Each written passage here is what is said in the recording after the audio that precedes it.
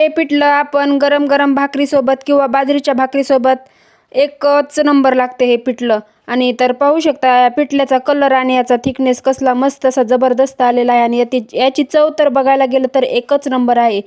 आणि ह्याचा कलर पण पाहू शकता कसला मस्त असा आहे. तर पाहूया, चला रेसिपीला सुरू करूया. तर पाहू शकता मी ते पहिल्यांदा कढई गॅसवर ठेवलेली आहे आणि त्याच्यामध्ये थोडंसं नाही, जरा जास्तच तेल घातलेलं आहे आज मी, कारण मी आज 7 माणसांची भाजी बनवणार आहे.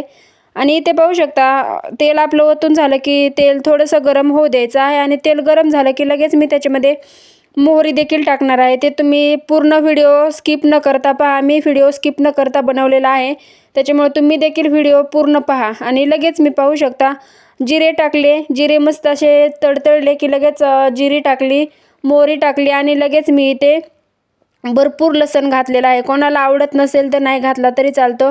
लसण हा ऑप्शनल आहे, पण मला लसणाची चव खूपच आवडते, त्याच्यामुळे मी लसण घातलेला आहे.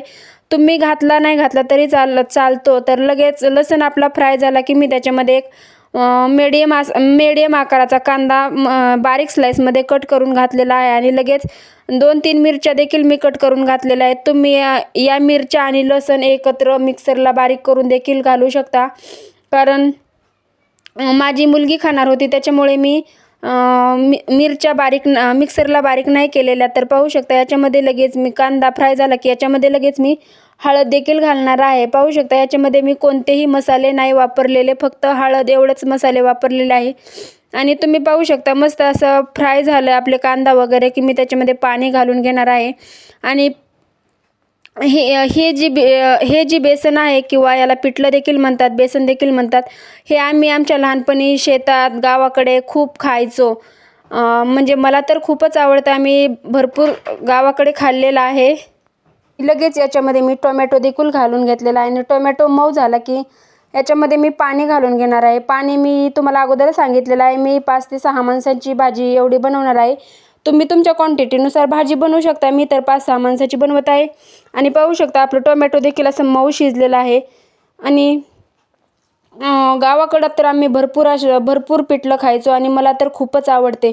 आणि भाजीला काही नसलं तर एक बेस्ट ऑप्शन म्हणजे आपलं पिठलं भाकरी एवढं सुंदर अशी लागते ना, खूपच छान, चव तर एकच नंबर लागते. आणि लगेच पाहू शकता मी इथे पाणी ओतून घेत आहे. मी इथे 3 ते 4 ग्लास पाणी घेतलेलं आहे. काही जणांना पिठलं पातळ किंवा घट्ट आवडतं आणि मला तर खूपच म्हणजे मीडियमच आवडतं, जास्त पण पातळ नाही आणि जास्त पण घट्ट नाही. आणि मी तर लगेच याच्यामध्ये 4 ग्लास पाणी घातलेलं आहे आणि लगेच असं एकदा हलवून घ्यायचं आहे. आणि याच्यामध्ये मीठ देखील टाकून घेणार आहे. पाहू शकता तुम्ही तुमच्या आवडीनुसार मीठ टाकू शकता. आणि लगेच पहा मी इथे 1 चम्मच मीठ टाकलेलं आहे. तुम्ही तुमच्या आवडीनुसार खारट आणि असं मीठ टाकू शकता. तुम्ही जर जास्त खात असाल तर तुम्ही 1.5 चम्मच एवढा इथपर्यंत मीठ टाकू शकता. जास्त झालं तर काढता येत नाही, कमी झालं तर टाकू शकतो आपण.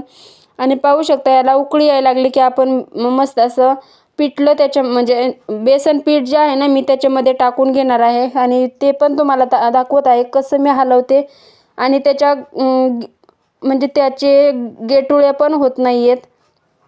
आणि हे जे आहे ना, ह्याच्या फोडणीचा स्वाद असलेलं पिठलं अधिकच छान लागतं. आणि पाहू शकता मी इथे असं मस्त असं हलवून घेत आहे. तुम्ही देखील असंच, किंवा तुम्ही याच्यामध्ये पाणी घालून देखील टाकू शकता, पण पाणी घातलेल्याला चव नाही येत, त्याच्यामुळे मी सर्व असंच हलवत आहे.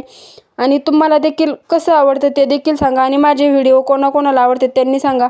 आणि माझ्या चॅनलवर जर नवीन असाल तर त्यांनी मला सबस्क्राईब करायला विसरू नका. आणि मी कुक बाय अश्विनी यूट्यूब चॅनलमध्ये तुम्हा सर्वांचे खूप खूप मनापासून स्वागत करते.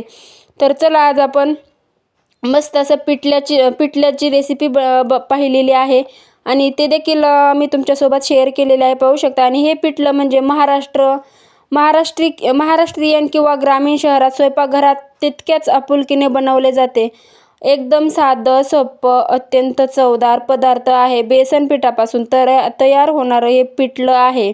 फक्त ही भाजी नसून ती एक शेतकरी जीवनशैलीची कष्टाचा आणि समाधानाचं प्रतीक आहे. हे तुम्हाला तर माहीतच आहे. कमी साहित्यात कमी वेळात आणि अगदी कमी खर्चात असे तयार होणारं तयार होणारं ही पोटभर जेवण आहे. पदार्थ म्हणजेच पिठलं आहे. पूर्वी शेतात काम करणारे लोक झटपट तयार होणारं ताकद देणारं अन्न म्हणून पिठलं केलं जायचं. बेसन, कांदा, लसूण आणि हिरवी मिरची. काही जणांना हिरवी मिरची आणि टोमॅटो आणि कच्चा कांदा देखील याच्यासोबत खायला खूपच छान लागतो. आणि बेसन, कांदा, लसूण हे सर्व एकत्रच यांची चव आणि बेसन हे तर खूपच मस्त असं लागतं. तर पाहू शकतात आपलं बेसन असं तयार झालेलं आहे. आणि माझ्या रेसिपीज कोणाकोणाला आवडतात, कोणी कोणी आणि कुठून कुठून पाहतात ते देखील मला नक्कीच सांगा. आणि पाहू शकता फायनली आपलं बेसन तयार झालेलं आहे आणि असं मीडियमच झालेलं आहे. म्हणजे जास्त पण घट्ट नाही आणि जास्त पण पातळ नाही हे पाहू शकता.